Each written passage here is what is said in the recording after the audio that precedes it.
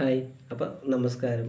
അപ്പം ഇന്ന് നമ്മുടെ ചെറിയൊരു കാര്യം എന്താണെന്ന് വെച്ച് കഴിഞ്ഞാൽ, ഞാനിപ്പം ഇന്നിപ്പം എന്ത് വിചാരിച്ച്, ഇന്നിപ്പോൾ നമ്മളിപ്പോൾ പാലക്കാട് ചെറിയ പരിപാടിയൊക്കെയില്ലേ, അപ്പം നമുക്കൊരു ബിയർ അടിക്കാലോ എന്ന് വിചാരിച്ചിട്ട് ബീവറേജിൽ പോയി.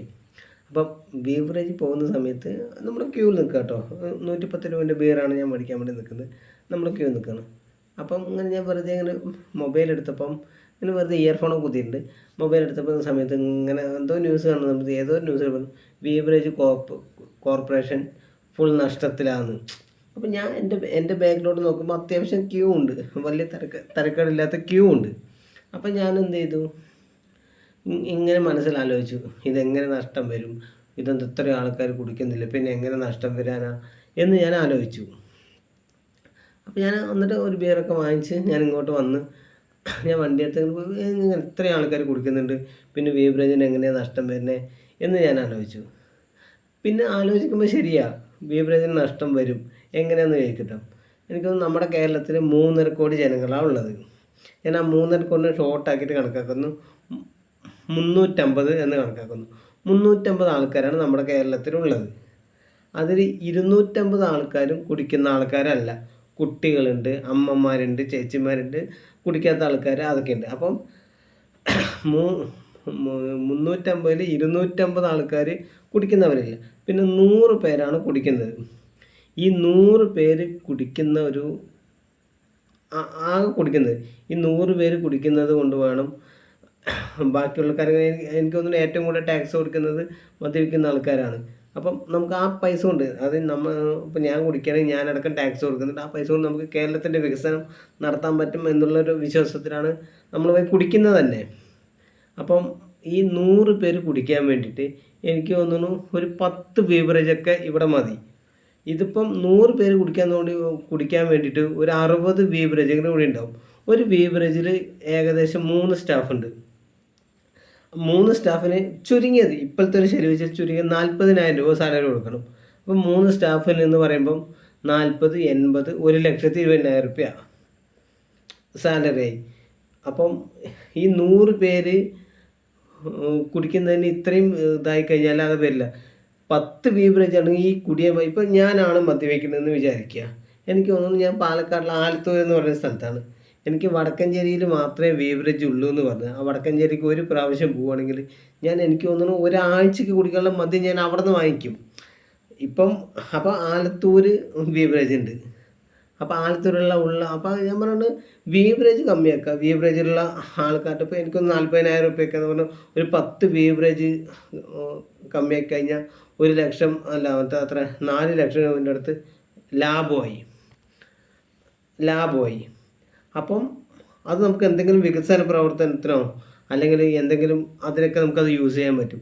വെറുതെ ബീവറേജിൽ ഇപ്പം നമ്മൾ ടാക്സ് കൊടുത്തു, അതിൽ ഒരു 10 കുറേ സാലറി ഇവർക്ക് കൊടുത്തു. ഇതുകൊണ്ട് നമ്മുടെ കേരളത്തിന് വലിയ പുരോഗതി ഉണ്ടാക്കില്ല. അപ്പോൾ ബീവറേജ് 10 ഒരു ടോട്ടൽ ഒരു 50 ബീവറേജ് ഉണ്ടെങ്കിൽ അത് 25 ആക്കുക. 25 ആക്കിയിട്ട് എന്തായാലും നമുക്ക് ഒരൊറ്റ കാര്യം ഞാൻ പറയാം. ഇവിടെ മദ്യമില്ലാത്ത സമയത്ത് തമിഴ്നാട് പോയി മദ്യം വാങ്ങിച്ച് കുടിച്ച ആൾക്കാരെ എനിക്ക് നേരിട്ട് അറിയാം. അതായത് എവിടെ കിട്ടുന്നോ അവിടെ പോയി വാങ്ങിച്ച് കുടിക്കും നമ്മൾ മലയാളികൾ. ഈ കുടിക്കുന്ന 100 പേര് എവിടെ കിട്ടുകയാണെങ്കിൽ അവിടെ പോയി വാങ്ങിച്ച് കുടിക്കും. അതിലൊരു ഡൗട്ടും ഇല്ല. അപ്പോൾ ഇവിടെ 50 ബീവറേജ് ഉണ്ടെങ്കിൽ അത് 25 ആക്കുക. എന്നിട്ട് ആ പൈസ എന്തെങ്കിലും വികസനത്തിന്, തൊഴിലില്ലായ്മയ്ക്കോ പെൻഷൻ കൊടുക്കാനോ ആരോഗ്യത്തിനോ അങ്ങനെ എന്തെങ്കിലും യൂസ് ചെയ്യുക. അല്ലാതെ ഇപ്പം നിങ്ങളൊരു 50 ബീവറേജ് തുടങ്ങി, ഈ 50 ബീവറേജിലെ ആൾക്കാർക്ക് ശമ്പളം വേണ്ടി കുടിക്കാൻ നമുക്കെന്ന് ഞാൻ പറയുന്നില്ല, കുടിക്കുന്ന ആൾക്കാർക്ക് അത് പറ്റില്ല.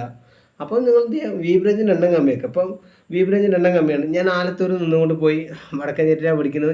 എനിക്ക് തോന്നുന്നു ഒരു 3 ദിവസത്തിനുള്ളിൽ ഞാൻ ഒരൊറ്റ പ്രാവശ്യം ക്യൂ നിന്ന് അല്ലെങ്കിൽ അത്രയും സമയം ഒരു ദിവസം മെനക്കെട്ട് ഞാൻ ചിലപ്പോൾ വാങ്ങിച്ചിട്ട് വരും. അപ്പം നിങ്ങൾ ബീവറേജിൻ്റെ എണ്ണം കമ്മിയാക്കുക. എന്നിട്ട് ആ പൈസ, അതായത് എണ്ണം കമ്മിയാക്കുമ്പോൾ ഈ സാധനം എടുക്കുന്ന പൈസ ഉണ്ടല്ലോ, അത് എന്തെങ്കിലും വികസനത്തിന്, വീടില്ലാത്ത ആൾക്കാർക്ക് വീട് കൊടുക്കാനോ അല്ലെങ്കിൽ പെൻഷൻ കൊടുക്കാനോ അല്ലെങ്കിൽ വേറെ എന്തെങ്കിലും നമ്മുടെ വികസനത്തിന്, കേരളത്തിൻ്റെ വികസനത്തിന് വേണ്ടി ഉപയോഗിക്കണം. അല്ലാതെ ബീവറേജിൻ്റെ എണ്ണം കൂട്ടിക്കഴിഞ്ഞാൽ ബീവറേജ് നഷ്ടത്തിലാവും. പിന്നെ വീണ്ടും നമ്മൾ കടത്തേക്ക് പോകേണ്ട അവസ്ഥ വരും. അപ്പം ബീവറേജിൻ്റെ എണ്ണം കമ്മിയാക്കിയിട്ട് ഇപ്പോൾ കുടികാരന്മാർക്ക് ഒരു ശൈലി വരുത്തി വയ്ക്കുക. അങ്ങനെ ഇവിടെയാണ് ബീവറേജ്. ഇപ്പം ഞാനിപ്പോൾ വടക്കഞ്ചേരി പോയിട്ട് സാധനം ഞാൻ പറയാമല്ലോ, വടക്കഞ്ചേരിയോ അല്ലെങ്കിൽ അവിടെ ഞാനിപ്പോഴും പറയാം, കൊറോണ വന്ന സമയത്ത് തമിഴ്നാട്ടിൽ നിന്ന് പോയിട്ട് മദ്യം കുടിച്ചിട്ടുണ്ട്. അപ്പോൾ ഈ വെറുതെ ഇവർക്ക് സാലറി കൊടുത്തിട്ടും അങ്ങനെ അതിന് ആളുടെ ബീവറേജിൻ്റെ എണ്ണം ഇപ്പോൾ 50 ആക്കിയിട്ടും കുടിക്കാൻ 100 പേരേ ഉള്ളൂ. ഇവിടെ കുടിക്കാൻ ആകെ 100 പേരാണ് ഇവിടെ ഉള്ളത്. അപ്പം ഇതിൽ 50 ബീവറേജ് ആക്കിയാലും 70 ബീവറേജ് ആക്കിയാലും 10 ബീവറേജ് ആക്കിയാലും കുടിക്കാൻ 100 പേരേ ഉള്ളൂ. അപ്പം ഇതൊന്ന് മനസ്സിലാക്കി കഴിഞ്ഞാൽ ഈ ഇത്രയും പൈസ അനാവശ്യം, ബിൽഡിങ് വാടക, ബിൽഡിങ്ങിൻ്റെ റെൻറ്റ്, അത് കറണ്ട് ബില്ല്, ആ ബില്ല്, ഈ ബില്ല് കൊണ്ട് ഒരുപാട് പൈസകൾ വെറുതെ അനാമത്ത് ചിലവായി പോകും. അപ്പം 100 പേര് കുടിക്കാൻ ഇവിടെ ഉണ്ട് 350 പേരിൽ. ആ 100 പേർക്ക് ഒരു 10 ബീവറേജിൻ്റെ അടുത്ത് മതി. ബാക്കി 15 എണ്ണം അതിൻ്റെ സാലറി, 3 സ്റ്റാഫ് ഉണ്ടാവും ഒരു ബീവറേജിൽ. ഒരാൾക്ക് 40,000 രൂപ, 10 ആൾക്ക് 4 ലക്ഷം രൂപ. അപ്പോൾ പൈസ ഒരുപാട് ഇങ്ങനെ അനാമത്ത് വെറുതെ ചിലവായി കളിയാണ്. അതും ഞാനും കൂടെ ടാക്സ് കൊടുക്കുന്ന പൈസ ആയതുകൊണ്ടാണ് ഇതിൽ കയറി ഞാനൊരു അഭിപ്രായം പറയുന്നത്. അപ്പം നമ്മൾ ടാക്സ് കൊടുക്കുമ്പോൾ ഇത് വെറുതെ അനാമത്തായി പാഴായി പോകുമ്പോൾ നമുക്കൊരു ടെൻഷൻ.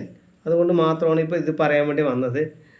എന്തെങ്കിലും തെറ്റുണ്ടെങ്കിൽ ഞാൻ തിരുത്താം, പറഞ്ഞതിൽ എന്തെങ്കിലും തെറ്റുണ്ടെങ്കിൽ ഞാൻ തിരുത്താം, തയ്യാറാണ്.